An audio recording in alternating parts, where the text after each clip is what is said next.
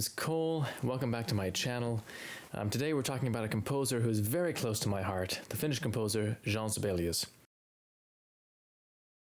As always, do please consider supporting this channel. You can do that simply by clicking the like button and the subscribe button below.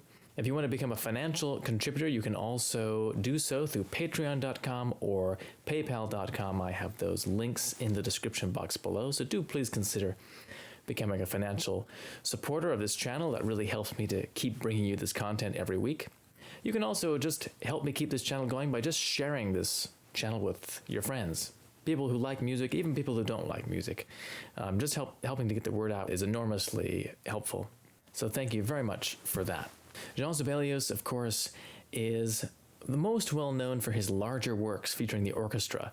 So works like the Finlandia tone poem, the Karelia Suite, the Violin Concerto, and of course his 7 symphonies. Sibelius was integral in fostering an interest in authentic Finnish musical style at a time when the Finns were still struggling to free themselves from Russian rule. And he developed a very personal style, oftentimes influenced by Finnish folk music, which at times could be very heatedly romantic in the best late romantic style, and at other times very mysteriously distant. I think it's not so generally well known that Sibelius at first wanted to become a violin virtuoso as well. That's the whole reason we have this great masterful violin concerto from him. And he really disdained compositional work for quite some time. Unfortunately, or perhaps for us it's luckily, he came to the realization that he really had started building his violin technique too late in life. I think he started at age 15, and he just felt that he had too far to go to really accomplish the career that he wanted to have. So he turned instead reluctantly to composition, and the rest was history. As far as Sibelius and the piano goes, Sibelius was not primarily a pianist, but he used the piano often in his work. So he would improvise for friends and also to give himself ideas for works that would eventually find their way into other genres. He also wrote a significant number of piano pieces, though, over the course of his entire career. There's more than 150 works in total, many of them almost never played. They're mostly miniatures, but there are also some larger works. There's a wonderful piano sonata, some piano sonatinas, and other multi-movement works.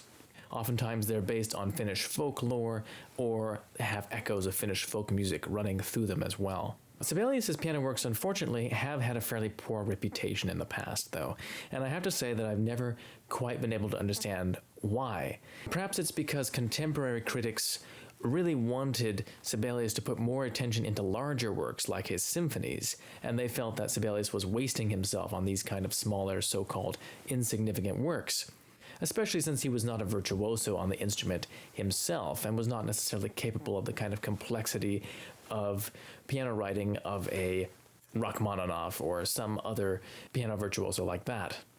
Of course, if you've watched this channel at all, you'll know that I do not necessarily deem that a work is superior just because it's longer. In fact, in some ways, it's more difficult to be a master of the small forms, the shorter forms. That's kind of a rarity, actually, in music history. There's a few select composers who have really mastered this art, and it's not an inconsiderable one. Also, strangely enough, I've run across a fair amount of negative criticism of Sibelius' piano writing itself, just the way he wrote for the piano. Not from pianists, though. There's several pianists throughout the 20th century who have really admired Sibelius' piano writing, not limited to Glenn Gould, and more recently the wonderful Norwegian pianist Leif Ove Ansnes. Both championed some of Sibelius' less often heard works. Anyway, it goes without saying, I totally disagree with the criticism of Sibelius' piano writing. He writes for the piano in a very comfortable and idiomatic way. It's not quite the same as a real piano composer like Chopin or Mettner or Liszt or one of these people. Obviously, it reminds me a little bit more of Schubert. You know, there's occasional awkwardness in the way that he writes, but he comes up with this really interesting, unique piano sound that's very beautiful. And sometimes I think because a composer like Sibelius was not actually a virtuoso, sometimes he comes up with really interesting, wonderful sound effects that an actual native pianist wouldn't have thought of. Obviously, you can see the handprint of Liszt in his work. I mean, he does owe a lot to Liszt and how he writes passages that require virtuosity or pianistic complexity. All those sort of techniques that Liszt used a lot in his own writing are there in Sibelius, is pretty clear to see. He was taking from the best to form his piano style, and there's nothing wrong with that, I don't think. He also constructs many passages that have a sound very unique to himself, though. It's a very clear, rich, somewhat restrained, but still romantic and sonorous sound. And speaking of restrained, I really value the kind of masterful simplicity that his works show, which was pretty rare, actually, among his contemporaries at the time. So the piece that I'm playing today, the Romance from Opus 24, was written sometime during 1901, although it was not published until many years later. If you consider what some of Sibelius's contemporaries were composing around that time, composers like the Italian Ferruccio Busoni, or the Germans Arnold Schoenberg and Gustav Mahler, Alexander Scriabin in Russia, Isaac Albéniz in Spain. These were all composers who were finding their own unique voice in the late Romantic or early 20th century style, and their music was generally moving more and more towards complexity as they were forming these unique styles. Well, Sibelius stands apart from these trends.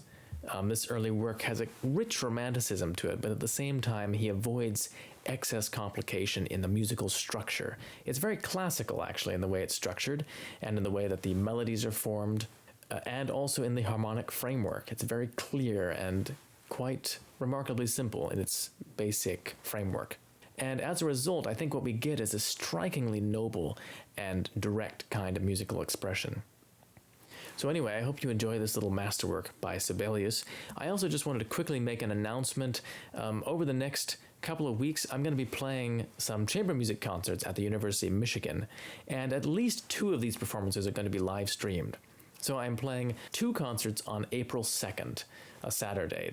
One of them is with a clarinetist, and I'm not playing the entire program, but I am playing 2 pieces with him. I'm playing a wonderful piece by the American composer Robert Muczynski.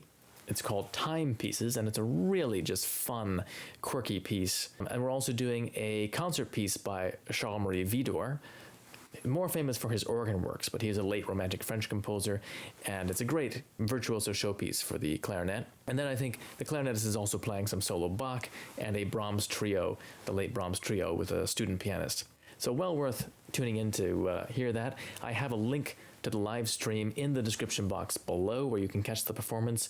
It's at 5:30 p.m. Eastern Standard Time on Saturday, April 2nd. And later that same day, I'm also playing the Shostakovich Cello Sonata on another recital at 7:30 p.m. I'm not sure if this one will be live streamed yet, but if it is, I will update the description box with a link for that as well.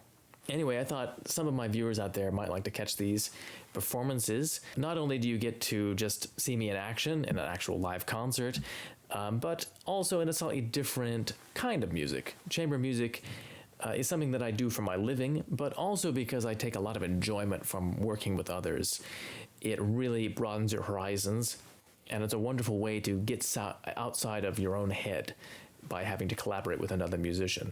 It can really just free up your style and give you lots of ideas that you bring back to your solo work as well. Not enough musicians really straddle this divide. Especially nowadays, there's more of a trend towards specialization, either in solo playing or in being a collaborative artist and just working with other musicians all the time. And a lot of my favorite pianists from the past really straddle the divide. If I think of musicians like Alfred Cortot, who I did a video on recently, or Arthur Rubinstein, Sviatoslav Richter, Arthur Schnabel, Rudolf Serkin, all these musicians had magnificent chamber music recordings in addition to their solo playing, and I think it really added to their overall understanding of music and this kind of bird's eye view that they could get of the music that they played. Hopefully some of you can catch those performances, but whether or not you do, thanks so much for watching this video, and catch you next time. Thanks.